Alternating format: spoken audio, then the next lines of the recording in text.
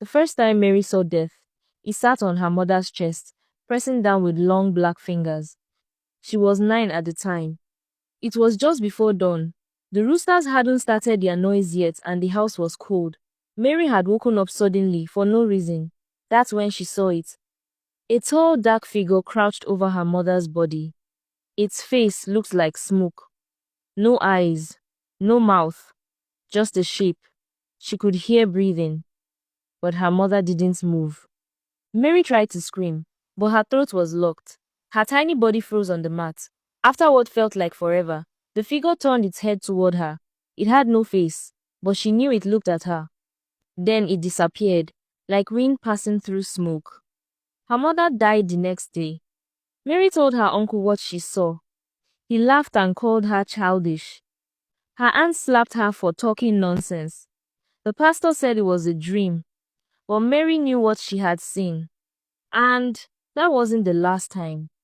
A few months later, she saw it again. This time, it stood at the edge of her grandmother's bed, tall and silent. Her grandmother died 3 days later. Mary stopped telling people. By the time she turned 12, she had seen Death 5 times. It always came before someone died. No one else ever saw it. She started sleeping with the light on. When she was 14, it came for her father. She watched it sit in his chair, rocking slowly. He was still alive then, but he had started coughing blood. Mary begged him to go to the hospital. He laughed and said he was fine. He was dead before the week ended. Now everyone said her family was cursed. That death followed her, but she knew the truth. It didn't follow her. It showed itself to her. She didn't know why. She didn't ask for it, but it kept coming. The last time she saw it, it was standing in front of a mirror. She was 17. She walked into the sitting room and saw it staring, not at anyone, but at its own reflection. It didn't move. It didn't vanish. She turned to run, but her legs gave way and she hit the floor. They found her there, eyes wide open, whispering one thing over and over again. He's coming for me now.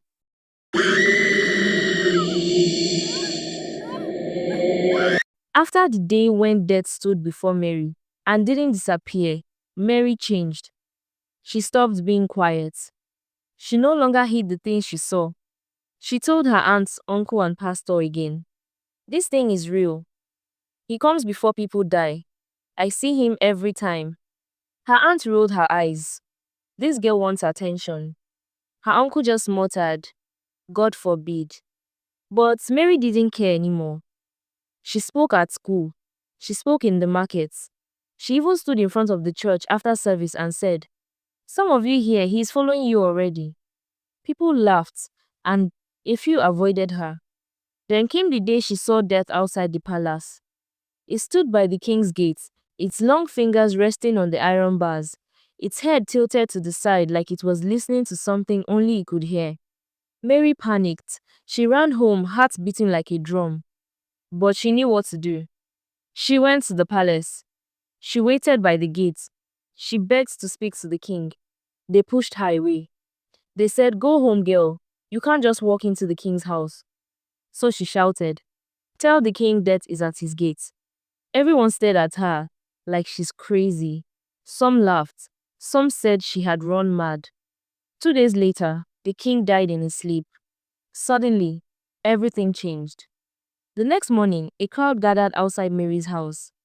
Old women and men, rich men and women, mothers carrying babies, hunters, even the same palace guards who chased her away, were all gathered outside her house. They begged to speak with her. They asked questions such as, is it near me? Can you see anything behind me? Please check my daughter. I'll pay you anything. Just tell me if I'm safe. They brought money, yam, goats, necklaces, gold and silver. Mary was astonished. The girl who had been mocked now sat like a priestess. By evening, her compound was full. People left offerings on her doorstep. Some knelt before her. Mary became rich, but not in a happy way. She bought new clothes and renovated her father's house. Her uncle stopped shouting at her. Her aunt began calling her our gift from God. But death still visited her, and each time she ran as fast as her legs could carry her. But one day, she decided to face her fears and confront death. One night, it came again, but it didn't look at her. It walked past her, into her room.